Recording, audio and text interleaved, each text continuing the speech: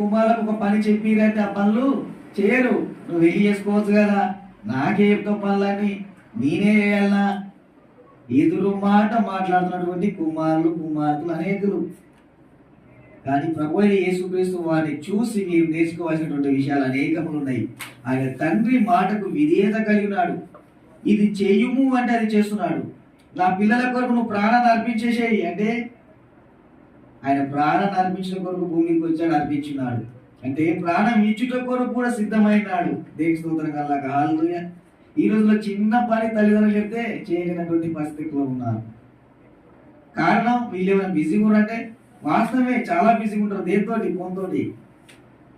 ఫోన్తోటి చాలా బిజీగా ఉంటారు. దాంట్లో ఇన్స్టాగ్రామ్ అని, ఫేస్బుక్ అని, వాట్సాప్ అని, మెసెంజర్లు అని, ట్విట్టర్ అని, స్నాప్చాట్లు అని, ఇంకా ఏవేవో యాప్లు ఏమి ఉంటాయి, దాంట్లో చాలా బిజీగా ఉంటారు.